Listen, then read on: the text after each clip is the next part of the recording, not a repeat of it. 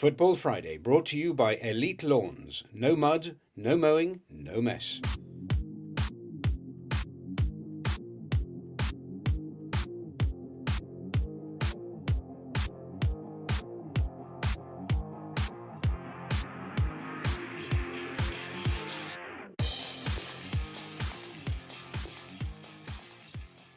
Hello and welcome to Football Friday. We're here every Friday to talk all things football on BTV.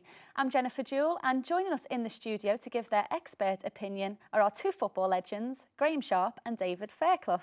Now, two games are played on Merseyside this week, and we'll talk about Liverpool's FA Cup draw shortly. But we're going to start this week with last night's game at Goodison Park. Graeme, a great 2-1 win for Everton in the Europa League, wasn't it? Yeah, nice to be here actually talking about an Everton victory. We haven't done that for a few weeks, so no, it was good to see the players respond after going a goal down. The first half an hour was poor, to say the least, but after a little bit of coaxing from the crowd, you know, who weren't happy with what they were seeing, I thought after half an hour we got into the game more, and I think we thoroughly deserved to win. You know, nice to see Lukaku getting the headlines again.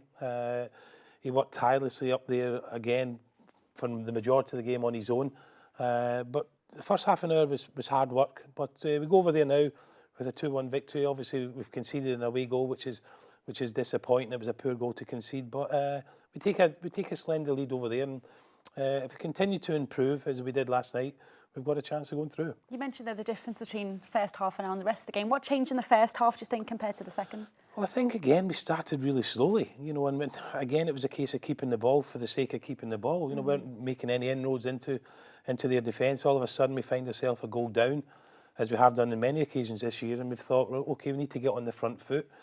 And I wouldn't say there was necessarily a change of tactics, but I think we kind of started chasing the game a little bit. I think our best chances again in the first half came from balls down the side for Lukaku to run onto, whereas before it was like pretty passing. So, you know, once we got the equaliser, I think we deserved to go and get the second goal. And it was a penalty. Okay, people might say it was rather fortunate, but I did think it was a penalty. And Romulu's penalty wasn't the best in the world, but it went in, and that's what counts. He's got a bit of a controversial, but you don't think it was a penalty, David? What do you think? You've seen them given, and obviously you've seen them turned down. On the balance of play, probably the amount of pressure that Everton were putting on Kiev at the time probably influenced the referees' the decision. It was a good period for Everton. The pressure was beginning to tell. So, I mean, sometimes referees make those decisions for the home team, I think. Absolutely, but, yes. I think it was, as Dave said, I think it was a penalty. But you know, sometimes you'd be, if you were a Kiev defender, you'd be disappointed that they'd be given. Yeah, absolutely. Now the fans seem to get more excited when we started to play that more direct football. Is that what they want to see all the time, do you think? Not all the time, Jane, but I think sometimes you have to mix it up. You know, and I think, you know, Kiev being the away side, we're quite happy to let Everton have the ball and pass it sideways and not make any inroads whatsoever.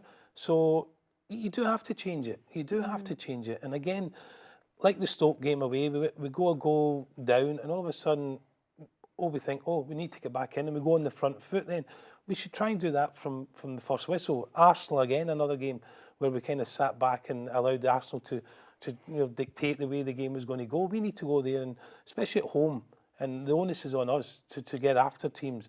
So it took us half an hour to do that last night. Newcastle game on Sunday, we need to do that from the first whistle. I know the Newcastle, John Carver, Dave Watson and Steve Stone were there last night watching it. After half an hour, they'd have been thinking, yeah, listen, bring this on Sunday, and we know what we're going to do to try and frustrate the crowd. But certainly what they saw after the first half an hour, you know, they'll be a little bit worried, because when Everton got the ball forward and got support to Lukaku, they looked dangerous. Do you sense a lack of intensity from Everton at times, David? Yeah, there was no adventure in the early part of the game, no chances taken. Looked at, you know, at times the ball going down the right side, there was no real sort of attempt to push forward. It was all a little bit too careful. Garbett, I think, maybe through naivety, but certainly had a kind of a fresher approach and tried to prompt a little bit more. I thought didn't always work, but there was a little bit more effort going down the left-hand side. You can't afford to allow teams like Kiev to bed in. You know, it was a rotten night, but allowing them to sort of to defend, and everything was in front of them. They were playing a 4-1-4-1 type of formation. It all looked very comfortable for them, and these sides, they can hit you on the break from time to time, and Everton got themselves into a bit of a hole, really, but they did well to get out of it. They did. Phil Jagielka was particularly impressive, wasn't he? Yeah, he was really good. I know Romelu Lukaku got all the headlines today, and he did well, but I thought Phil Jagielka was immense, defensively and getting forward as well when he could. A little bit of worry later on. I thought just seen him clutching his hamstring, so hopefully should be okay for that. But I thought overall, Jagielka was fantastic. Alcaraz was his partner in defence, who was shaky, so Jags had to step up, and he did do that. It was a captain's role from Phil last night. Yeah, it's what you need your captain to do, isn't it, at those times? Yeah, I mean, from the break, the one that Lukaku made a mess from about 40 yards or so. I mean, Jagielka was the one who was up there in support, and had Lukaku just used his head, just played it out to the left-hand side.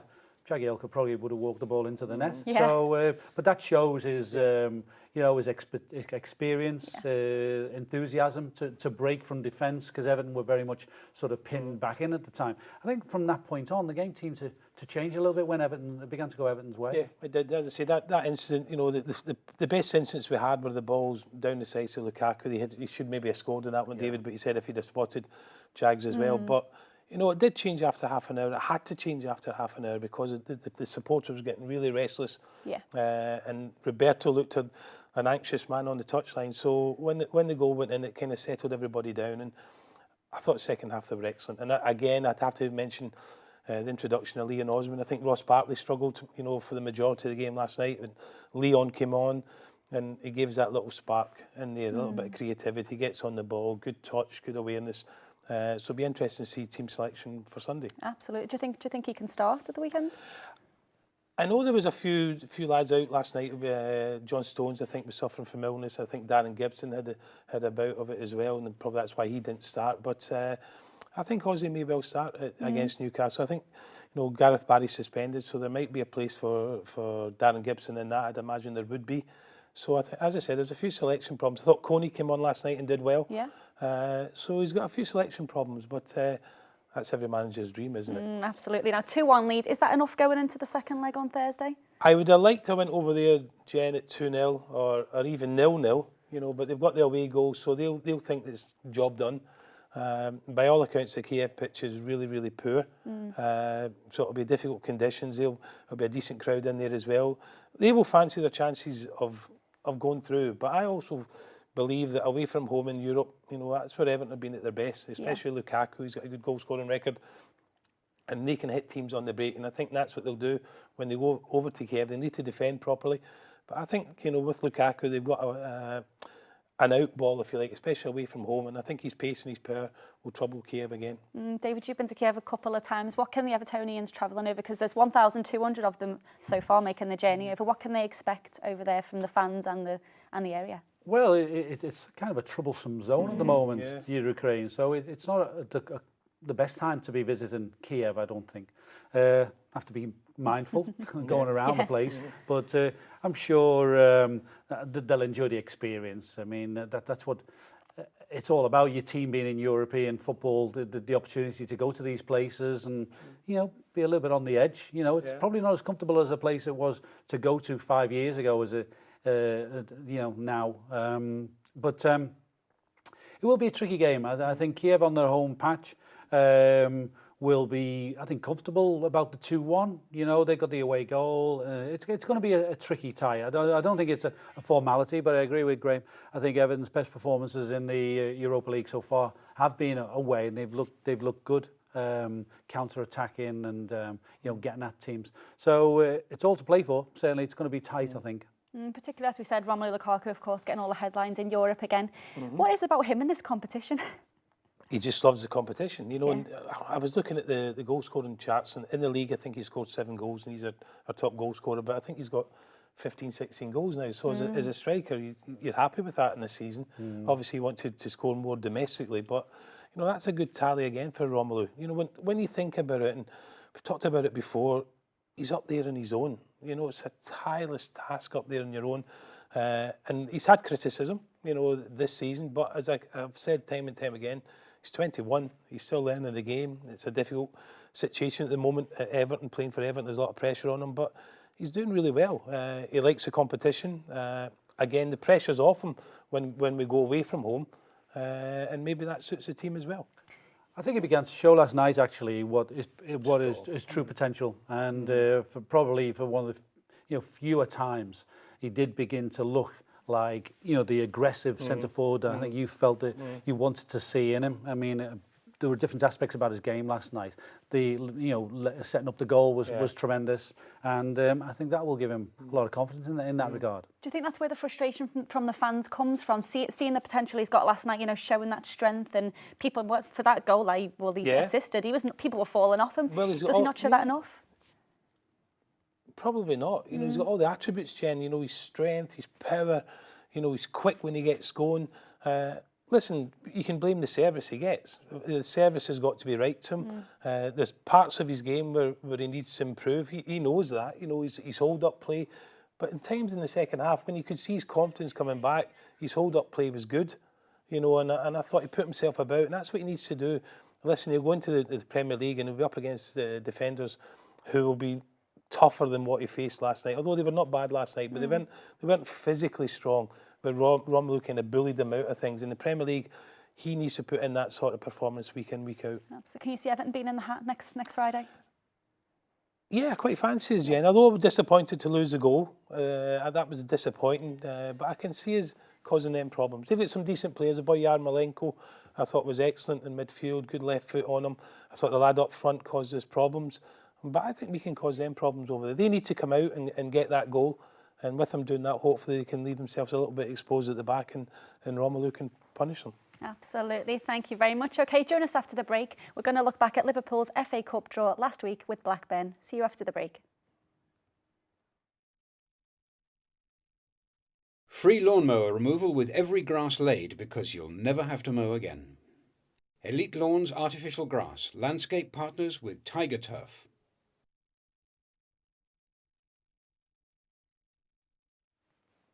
Hello and welcome back to Football Friday. We're going to talk about Liverpool now in the FA Cup last weekend, David. We all said last weekend we can't see anything but a Liverpool win, but sadly Liverpool were held again 0-0 at home in the FA Cup. Unbelievable, because we did sit here last week and we could see nothing but a very healthy Liverpool win. And to see them struggle the way that they did was disappointing. And I think most Liverpool fans' reaction after the game was, well, thank God we're still in the hat and we still have a chance to repair the damage, because Liverpool got a little bit of a let-off. They created the best opportunities. Liverpool started off a little bit dull and tired. Now maybe you could say it could have been the effect from the Manchester City game and the Burnley game.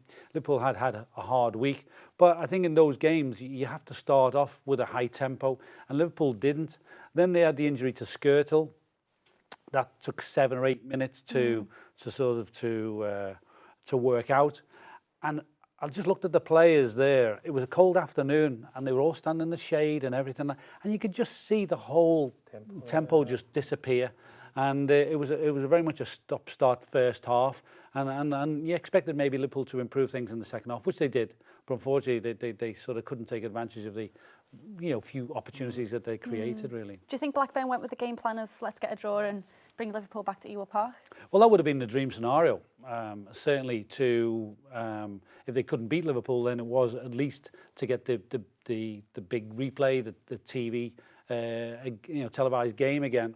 But they had a guy called Rudy Gestede up front, and he came out and right from the off, he just knocked Liverpool about. I mean, first of all, he was involved with Martin Skrtel, but then he was involved with 2 or 3 others, and he really did menace Liverpool on the afternoon, and he did a fantastic job from Blackburn's point of view. Liverpool clearly didn't like it, and he was very much instrumental in all the good things, or most of the good things, that Blackburn created on the day. Absolutely, he was a bit of a nightmare for Liverpool, wasn't he? Well, I think a couple of years ago, did somebody Oldham had somebody the same? Was Yeah. it Matt Smith or something Yeah, like that's that? right. Yeah. Up at And Boundary Park. he battered Liverpool and he battered Everton as well. So it's the same sort of setup. Blackburn knew they could get the ball up to Gestede. He's a big handful kind of thing and work off that. But we sat here last week and I honestly thought the way Blackburn are, they started well, then they kind of drifted away in the league, and I'm thinking this is easily 5 for Liverpool, but it wasn't to be. But I still think Liverpool are favourites going to Ewood Park. Don't get me wrong, but I think Liverpool will be disappointed. You know, there's a replay. I think they'd have wanted to just get it done and dusted and move on.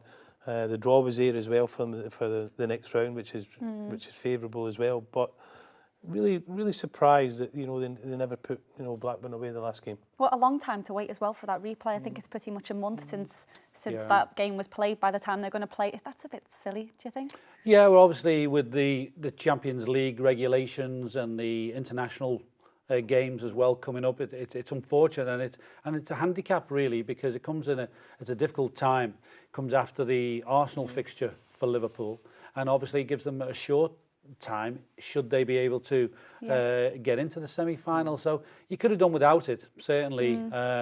Blackburn were handicapped on the day because they virtually without half of their regular team. So a couple of those will be back. Liverpool sort of made some comments about the pitch. I mean, the Anfield pitch isn't at its best, but really should be able to play on that surface. I mean, I wouldn't dare look to make an excuse about the pitch. And if they think Liverpool's pitch is bad, then wait till they go to Blackburn. Well, the manager came up. It could be worse. It could be going to Blackpool. Exactly. Blackpool. Absolutely. But Rodgers did criticise the pitch, but I mean, they're doing a fine job of it on the league, aren't they? Yeah, I think in this day and age, the amount of money you pay for the players, all the support team that goes on behind the scenes, and all these different things. And then you complain about the pitch. It's a bit of a non-starter for me, I have to say. I mean, we'd have been delighted to play on this pitch throughout our career. I mean, I was on Anfield pitch yesterday. It's a little bit bare, but we shouldn't be making an issue about the pitch, really. And it's reality, and you've got to do it. But I think Liverpool did start off a little bit slow. And on the day, 2 or 3 players who've been in really good form really weren't at their best, and that's important. Yeah, absolutely. Is it an excuse, the pitch situation from Rodgers? Listen, Jen, pitches are fantastic nowadays in the Premier League. Absolutely like bowling greens. As David says, in our time, you could blame a bobble, if something jumped over your foot, but not nowadays. But it's probably not what Liverpool have been used to over the last couple of years. I think there has been a little bit of wear and tear, and you can see that. So maybe not conducive to the way Liverpool want to play, but in saying that, it never hindered them against Manchester City. We never heard anything about that. So I don't know. He's probably not happy with the surface, and they will change the surface in the summer. But yeah, for me, a little bit of an excuse. Yeah, we've mentioned there about a lot of Blackburn players weren't available. Obviously, they probably will be available for that replay. Is that worrying for Liverpool to think they've got a strengthened team to play against? No, at the end of the day, they're a mid-championship team, and they'll have 1 or 2 stronger players in the lineup. Liverpool should have enough to beat Blackburn. They had the replay game with Bolton, and ultimately they got through and deservedly got through. So it's a handicap they could do without, and it's a game certainly that they could have done without. But no, I would be surprised if they go out. On current form, going into this game, Liverpool was spoken about as being pretty much favourites for the trophy. Has that changed now after that result and performance? Well, I think Arsenal are probably the favourites. I suppose whoever had won that game, Arsenal United, would have been the bookies' favourites. Okay. But Liverpool will be, will still fancy their chances. I mean, there's a feeling that maybe, this could be Liverpool's year with all the romance of the Stevie coincidences. So, hanging on to that a little bit myself. I'm looking forward to it. I think Liverpool would have fancied United. I think Arsenal is a tougher proposition for Liverpool if Liverpool do get to the final. Absolutely. Well, if they do get to the semi-final, it'll be a game against Aston Villa. Would that be something that Liverpool would be really wanting to get a hold of? Well, I think if you advance in the competition, you get to semi-final, then I think all 4 teams who will be in the semi-final will fancy their opportunity to get to the final. I mean, I'm one of those who is very much against playing the semi-finals at Wembley. I think that's a non-starter, but unfortunately, the FA have their reasons. And that's an inconvenience to the fans. I think it's a massive inconvenience to the fans. It shouldn't be. The big day is the final, and you want to get there. So if Liverpool were to get to the semi-final and they play at Wembley, then obviously the aim is to get to the real big day. The big day is May the 30th. Yeah, does it take the shine off the final if you've already been to the semi-final I think the so. month before? I think so. I agree with David. I'm a great believer that you go through the rounds in the rounds in the FA Cup to get to the final at Wembley.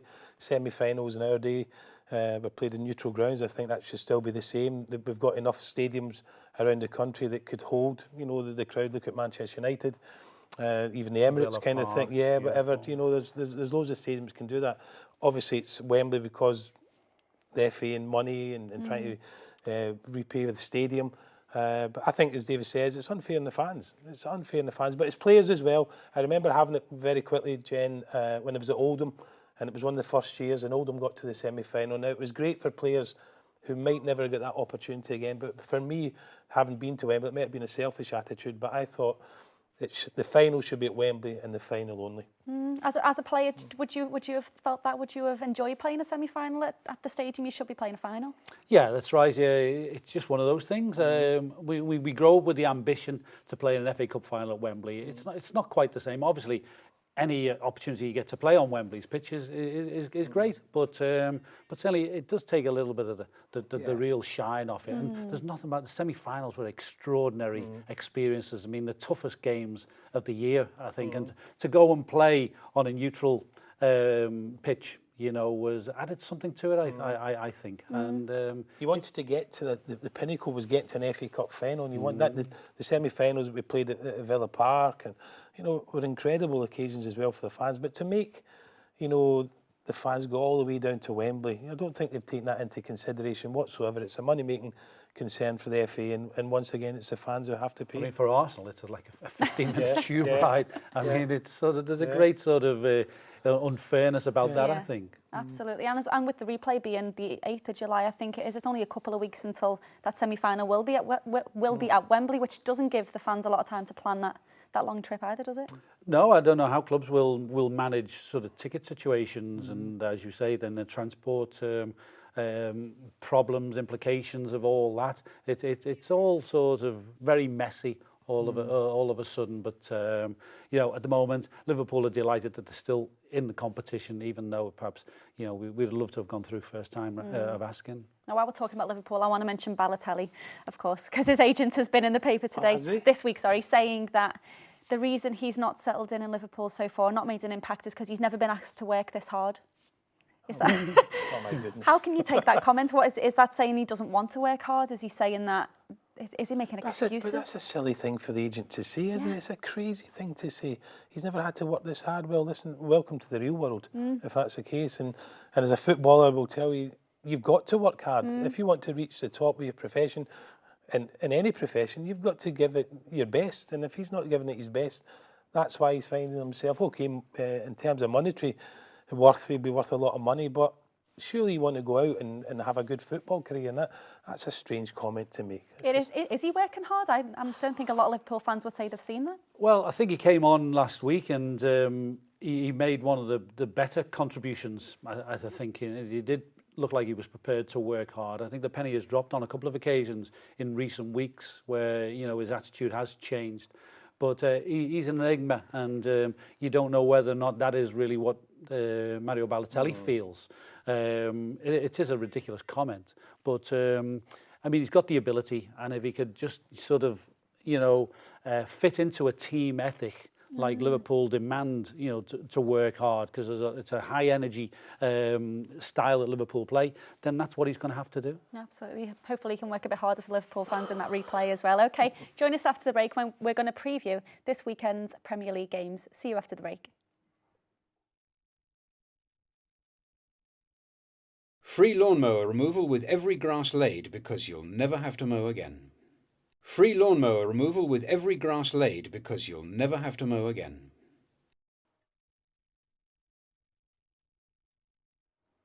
Hello and welcome back to Football Friday. Now this week sees the return of the Premier League after all those cup games.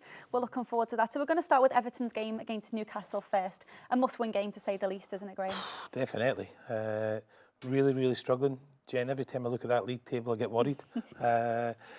We need to win games, as simple as that. Newcastle at home won't be easy. Although John Carver's in charge at Newcastle, and found it quite difficult. You know, the results haven't been great for them. They come into the game without Cisse, who's suspended after the spitting incident. So it's a big game, and I just hope that we can take something from the European game into the game on Sunday. Interesting again what the team will be. We've got a few.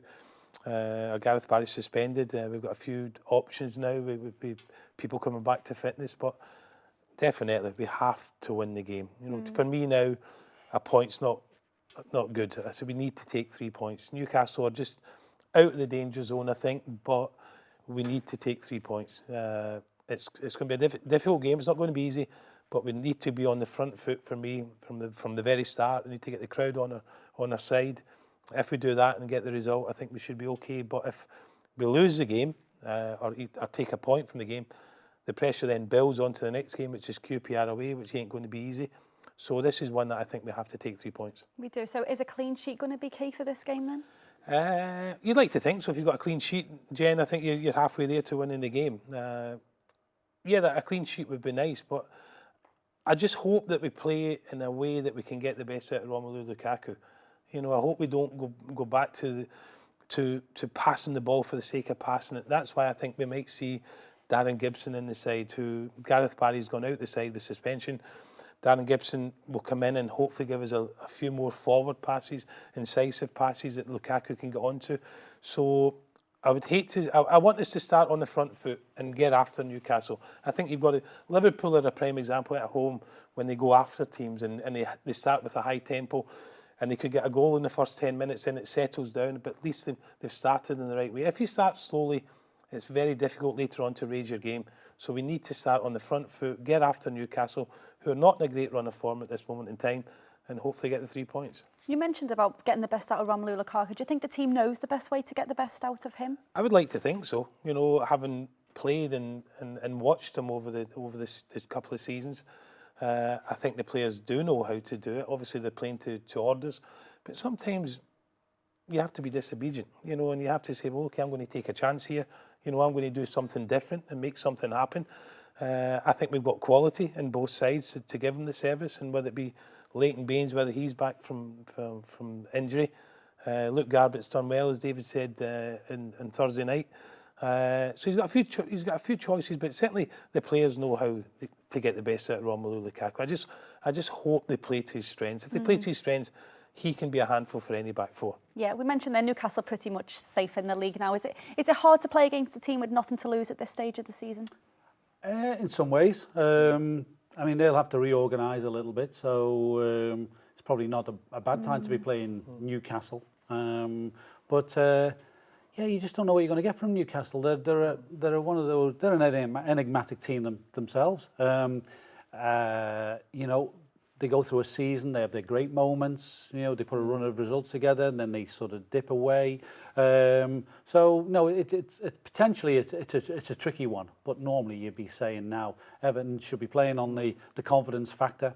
And certainly being at home, you sense they should have enough. Yeah, obviously Gareth Barry is suspended. You touched on that there. A lot of fans are a bit frustrated with Gareth Barry in the last few league matches as well. Will that be a bit of a welcome for some fans, sadly? I thought he did well last night. I thought Gareth played really well last night. I think he has struggled in a couple of league games recently, but so has everybody else. It's not just Gareth Barry. I think it's easy to criticise one or two players, but I think they're all in it together. It's been a difficult time for everybody, but Gareth does a good job in there.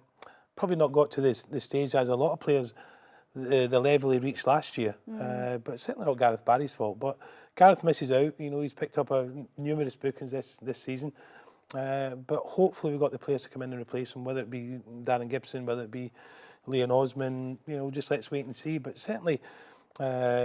No, Gareth Barry, okay, he's not been at the level he was last year, but I still think he's a very comfortable Premier League player. Yeah, you make a great point there. It's very easy to pick scapegoats in times like this, isn't it? And certain players do get it a lot more than others for sometimes no justifiable reason. I think it's amazing now listening to some of the Everton fans that, you know, singing the praises of Leon Osman and how much we've missed Leon. And as Ozzy says himself, you become a better player if you're out injured. Yeah, exactly.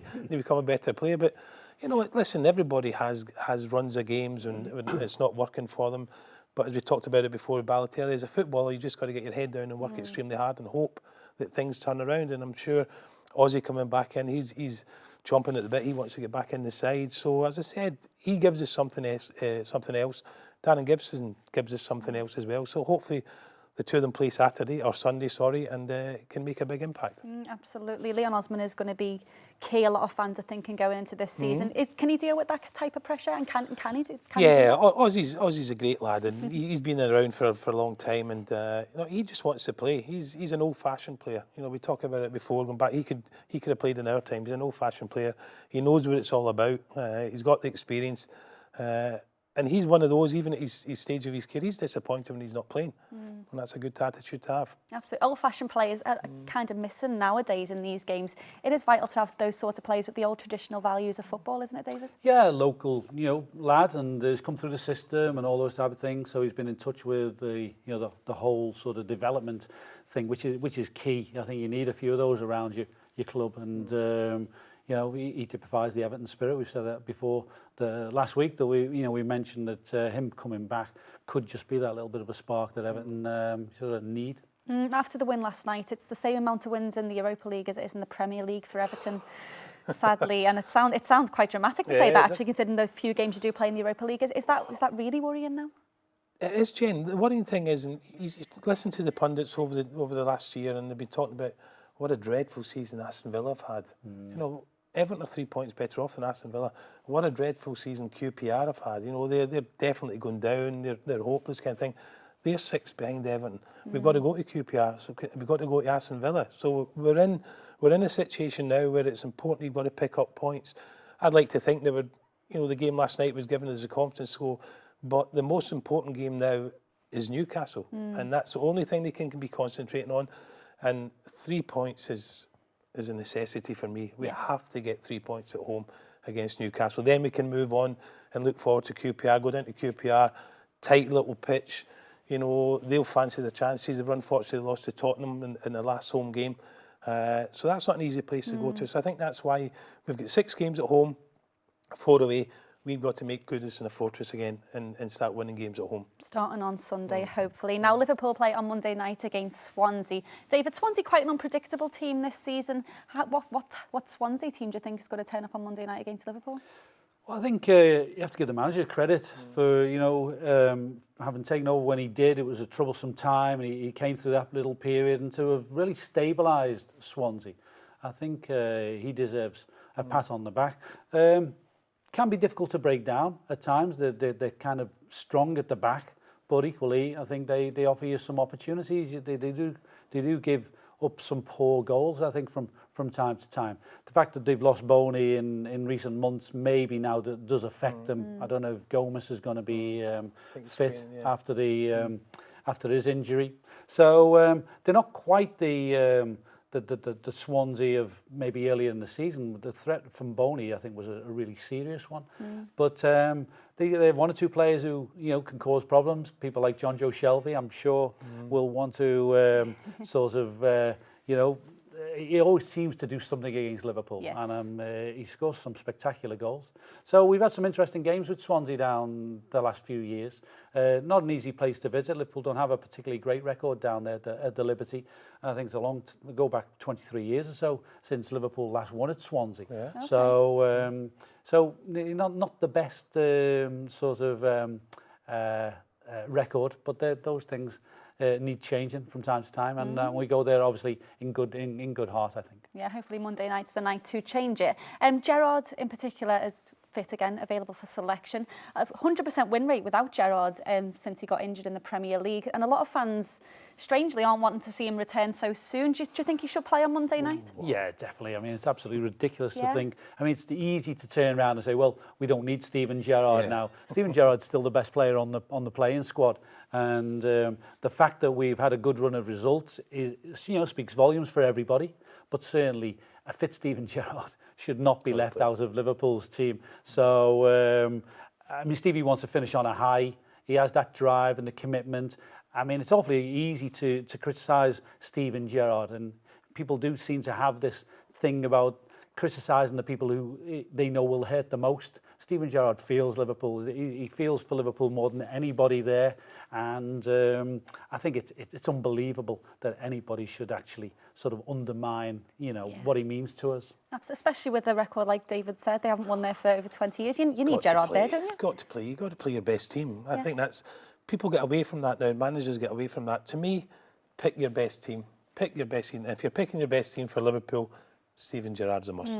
Absolutely, he is. Now, Rodgers gave the players a rare 2 days off this week. Is that going to benefit Liverpool? They haven't had a lot of time off this year, quite a busy schedule. So, will the Liverpool players be refreshed for Monday night?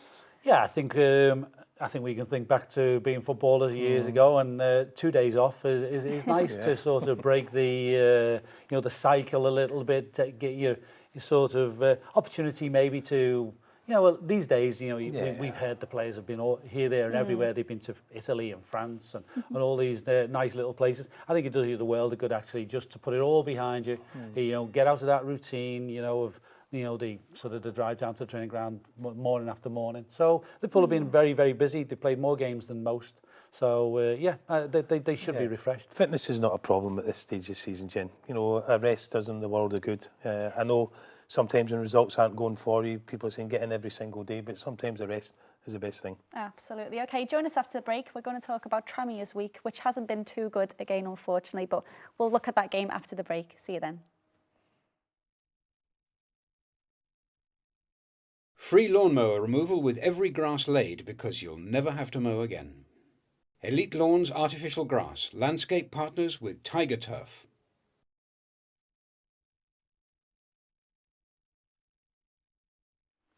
Hello and welcome back to the final part of today's Football Friday. As always, if you've got any questions for the legends, please send them in to footballfriday@baytvliverpool.com. We've got a question for you guys a little bit later on, but we're going to talk about Tranmere first. Who again lost another four losses in a row now for Tranmere. They lost 3-2 to Dagenham and Redbridge. I think every time we talk about them, it's the same things. It's no consistency, losing silly goals.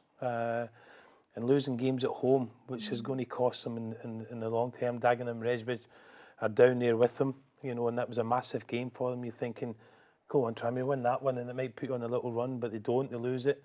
And losing 3 goals at home, that's a worrying aspect. The fact that you're losing 3 goals tells you there's something not right there, and that's why they find themselves in the place they are at the moment. Yeah, they're in the relegation zone now. We've been talking about them hovering above it for the last couple of weeks, but they're in it now. That makes it a lot more daunting than just outside of it, doesn't it? Yeah, it's ominous, and it certainly needs something to change. And we have been talking about so many poor results in recent weeks, with the exception of the win against Shrewsbury, where they probably were expected to lose.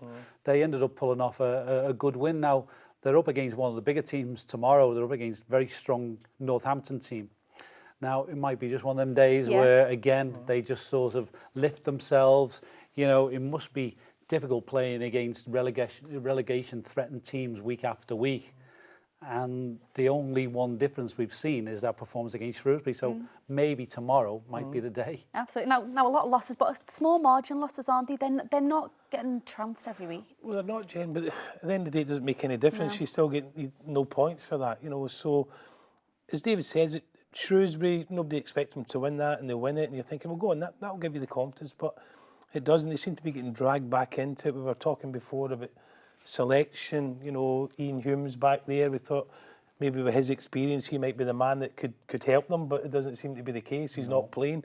So when you're down there, you've got to try everything possible. And for me personally, if you've got somebody of maybe his experience, you'd probably say, well, come on, give him a go. Give him a go. And he doesn't seem to be playing at the moment. So they're having problems. But for me, I'd have to look for experience and try and get you out of this, because at the moment what he's trying isn't helping. It's not happening for him. So maybe just be the time to maybe turn things around. Is it disheartening to score a couple of goals in a game and lose by 1 goal margins? Is it really going to mess with their confidence at this stage of the season? Yeah, I think that can be demoralising, particularly you look back at maybe the Portsmouth defeat a couple of weeks ago, 2-0 up, and then you lose poor goals. You then start playing on the back foot, so to speak, and invite problems. So, I think the nature of their losses, I think, have been a worry, and that will certainly hamper the confidence. you know, they've showed they can score some goals. They scored 2 last week, and obviously, you know, they scored against Wickham, they scored against Portsmouth. But it's the bad goals, and that, you know, I don't know how. I mean, you put a lot of work in on the training ground throughout the week. Whether that's the only way you can get around it, but on the day, people have got to be concentrated. When you're down there, you've got to have every single person pulling in the right direction, getting the sleeves rolled up, saying we're in this together. The fact that they're conceding so many goals for me is a big, big worry, because you'd have that mentality where you come out and say, we're not conceding here. And if we do, it's going to be 1, you know, gives us a chance. But if you're conceding 3, you know, week in, week out, it's always difficult to score 4. Doesn't matter how you play. So they need to get into the mentality that, listen, we'll take a scrappy 1-0. We'll take it. We make sure defensively we're good, we're right. And I talked about Ian Hume before. Maybe he might be able to nick a goal, you know, 1-0, whatever. But they need to make sure defensively. It might not be what the punters want to see, but you've got to get yourself right defensively to give yourself a chance. If you're playing free-flowing football all the time, 9 times out of 10, it's going to be a game full of goals. And the way Tranmere are conceding goals, they're not going to win many games. But equally, the fans will love to see players putting their life on the line. You know, last-ditch tackles, challenges, all those types of things. That all inspires a little bit of a positive reaction. And so if they do scrape 1 or 2 1-0s, I think you know, that could really be useful. Can we see one of those 1-0s this weekend, do you think? No. Unfortunately, no. As David said, he knows more about Northampton than me, but he was saying it's a tough place to go. They're a strong side, they're a physical side. But hey, listen, you never know. They might have been working all week in training to say, listen, we're going to set up in a certain way, not to concede as many goals. Yeah, absolutely. Okay, we're going to move on now to the words I've heard a lot this week is gamesmanship, particularly from the Chelsea game, which saw 9 players surrounding the referee. I think the only players who weren't was the goalkeeper, Courtois, and I think Oscar, was it, lying on the floor? They were the only players who weren't involved in the referee. No one likes to see that, do they? They don't, but I think it's been part and parcel of football for a long, long time. It was part and parcel of football when we played. Okay. I think Chelsea had, listen, you don't want to see, the game's moved on so much and you don't want to see that, but that's a mentality Chelsea have got. You know, they're all in it together, they'll all stick together, they'll get round the referees. Not just the game the other night, but at Everton a few weeks ago, the 1-0 game, that was the same situation with Abramovich and James McCarthy, if I remember correctly. So that's Chelsea's, that's the way they set up. That is the way they're all in there, they're all winners together. We don't like seeing it, but I wasn't surprised, Jen. It's interesting you say that was around when you guys played, because I think a lot of the time we're led to believe it's kind of a new generation thing, a new way of football. But as you said, it's been around for a long time. Is it going to get accepted at some point? Well, I think a couple of years ago it was outlawed, and you know, they came up with these new instructions whereby nobody was allowed to surround the referee. The captain then was sort of deemed to be the person who could go and speak to a referee, and it looked like they was really trying to tidy up. All of a sudden, that's gone missing, and then the rules and regulations are concentrating on cleaning something else up. There's no continuity. There's nothing. They don't set these things in place and then actually build upon it. You know, we kind of move from one thing to another. Topic of the hour, so to speak. I mean, the referee the other night had a difficult job. I didn't see the first half, but I heard it on the radio and listened to, you know, 1 or 2 of the reactions. And the referee seemed to be having a very difficult job. But as the game wore on, by the time I go home to watch on TV, he was having a poor game, the referee. I don't think he handled it at all well, and he invited problems on himself. I think he needed to be a little bit stronger early on in the game. But it's a feature of Mourinho teams. I mean, from when Mourinho first came on the scene at Porto, this was evidence that sort of that style, the mentality that he seems to breed. Footballers will do anything to win a game. So if anything to get an advantage. Now the advantage the other night, I'm getting round the referee, was to get Ibrahimovic sent off.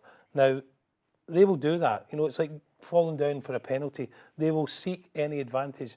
Now, Chelsea players looked at that. That wasn't a bad foul. I thought the referee got that wrong. But the reaction of the Chelsea players would have put a seed of doubt in the referee's mind. So they're looking to gain any advantage they possibly can in a big high-profile game. That's Mourinho's setup. That's the way he deals with it. a lot of other players will do different things to win penalties.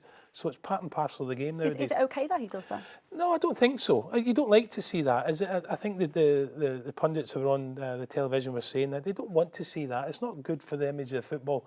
But the only way you're going to stop it is say to the referees, that ain't happening, and go back to the way. I think the famous one was Manchester United against Arsenal, when everybody crowded the referee, and all of a sudden it was like, we can't do this, and they try to put rules in place. But that seems to, as David says, that's been lost now. FIFA, UEFA have to do something about it if they want to stop it, because if they don't, that will continue week in, week out. Absolutely. Because teams are going to do it, because if you don't do it, the other team are going to do it, and then they're going to gain the advantage, aren't they? Yeah, I mean, there is this idea that it's clever, it's shrewd. It's not clever. It's not, you know, it isn't. I don't think it is clever.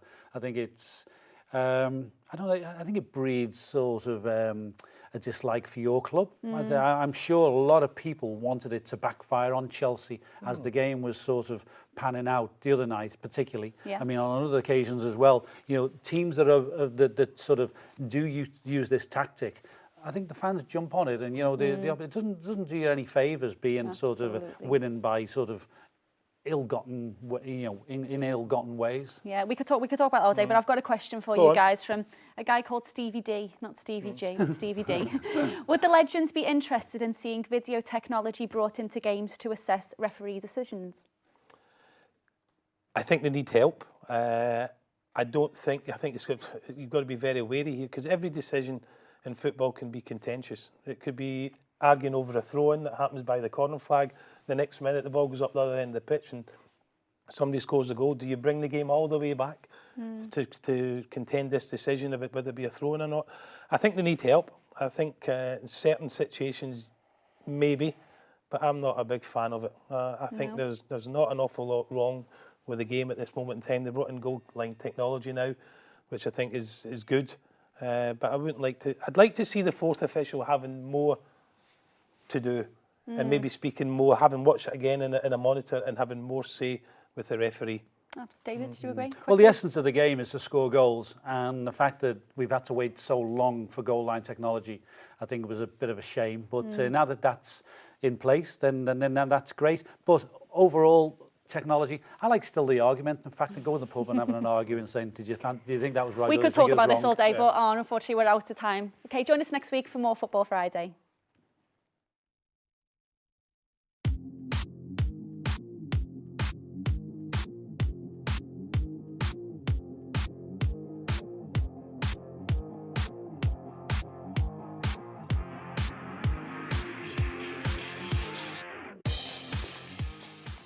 Safe for the family, including the dog. Football Friday, brought to you by Elite Lawns.